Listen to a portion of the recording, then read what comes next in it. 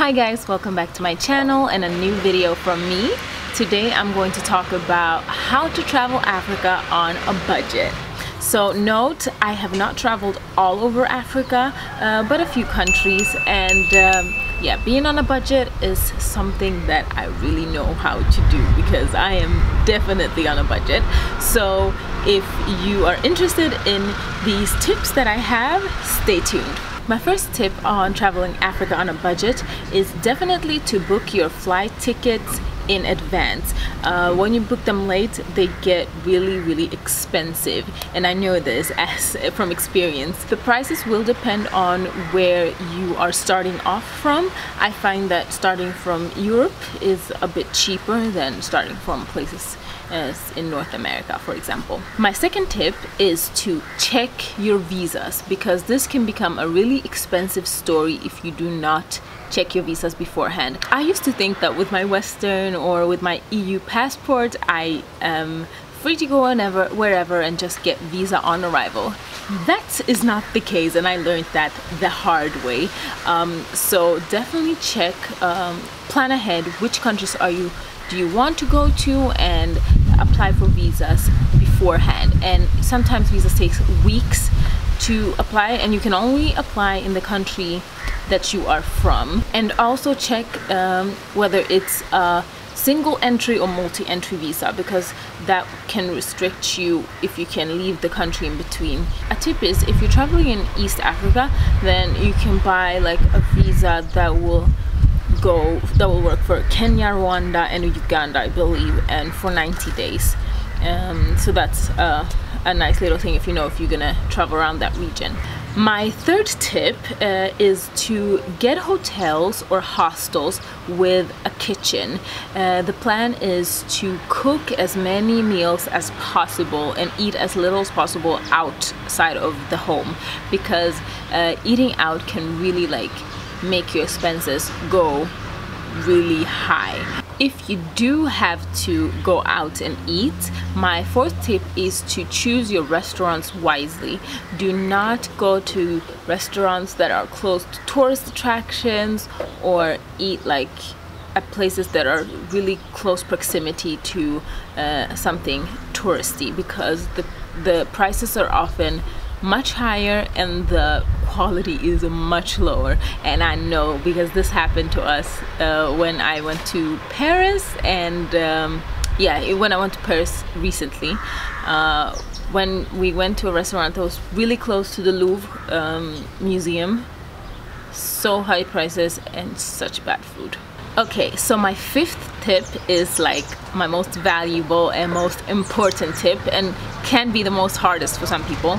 But my fifth tip is to use your networks. So if you have an international network, or if you have friends that are, maybe you knew them from back in college, they were an international student, or if you just have family in other places, those are the places where you go. That's what I always do. I always travel to places where I have friends or I know people, because then I live for free, and accommodation, that is such a huge expense, so it just makes traveling so much easier. I would have never have gone to Zimbabwe if Sauda wasn't living there. I would never have been to Uganda in 2011, years back, if my best friend is not from there. I'm probably one day going to go to Eritrea because I have so many friends from there. So I really use my networks. Even if it's just an acquaintance, my tip is to reach out, ask and check with them, can I come? Will you host me? If you can't live with them, they can probably give you some really good tips so you don't get into tourist traps. Maybe you can go out and hang out for a little while with their people, so that you can see a more local side of that country.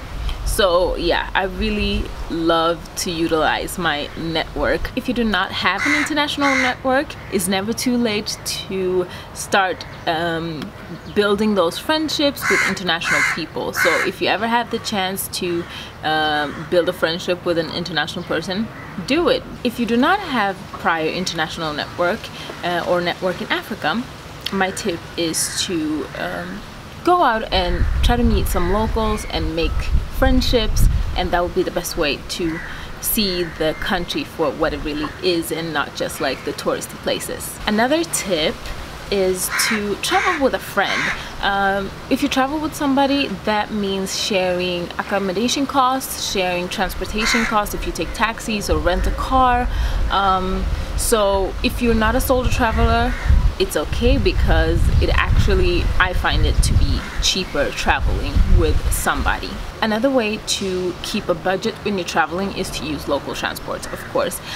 In Africa or in Tanzania, local transport is not the most comfortable, but it's really, really cheap, and you will get a long way. You can travel like from Dar es Salaam all the way up to Arusha, where all the national parks are, for 35,000 shillings, and that's like 3 times cheaper than a flight ticket.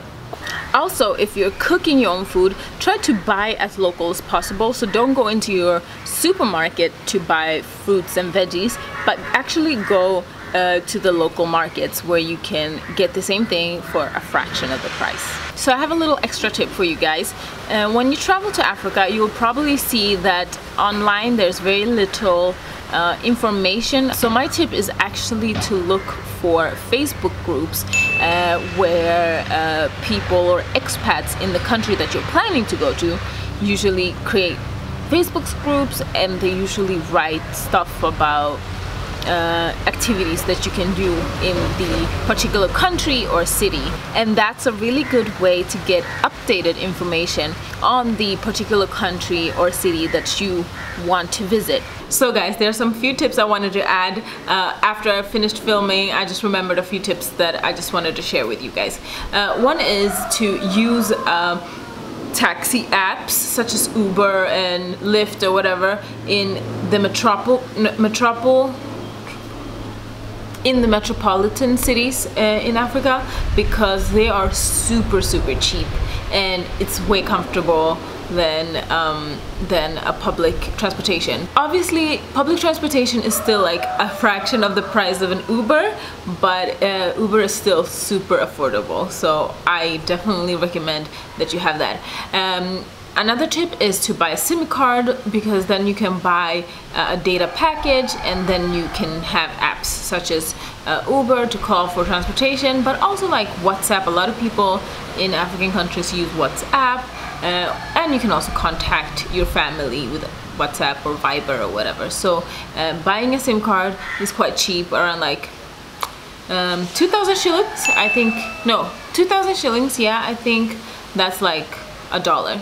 And then you can just add pretty cheap data packages. If you don't want to use Uber, you can also use tuk-tuks, or here in Tanzania we call them bajajis. They're also quite cheap, so that's an option. Another tip is to know your prices. So if you have friends and family here, you can ask them before you even buy. That's what I do, because I'm really bad at haggling. I'm really bad at bargaining. But if you're good at bargain, always bargain. Almost everything is negotiable in Tanzania and many African countries. Obviously you don't go into a supermarket and bargain, but in those local shops it is expected that you're gonna bargain. I am not so good, but I usually go for like, say, half of the price. They tell me a price and then I cut it in half, and then kind of work our way up until we meet into a point where both are happy.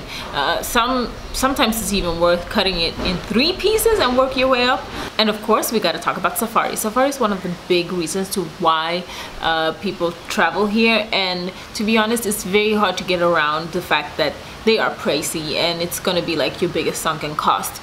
But you can lower the prices a little bit if you go as a group. And if you don't have a group, maybe you're a solo traveler or maybe you're just 2 people, go on Facebook, find groups, these like traveling groups, and trying to find people that also want to go on safari and link up, and you create like a bigger group, because that's gonna lower the fixed costs. You can also talk to several tourist companies and say that you need to go with a group, and they'll make sure to fit you in with a group.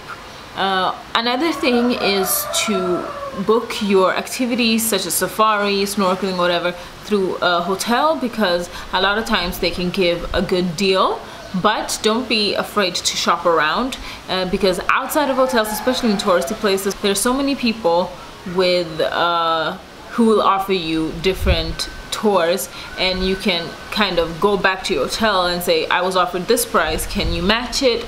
And basically bargain there. It's actually possible to bargain when it comes to safari tours, and they want the customers, so they'll try to come up with a deal that fits you. So that's a good way of at least trying to lower the prices with safari. But I think it's worth to spend some money on a safari if you've never been on one. So yeah guys, those were my tips. I am so sorry for all of the sound. I somehow always manage to start filming at noon when there's so many sounds and so much sharp light.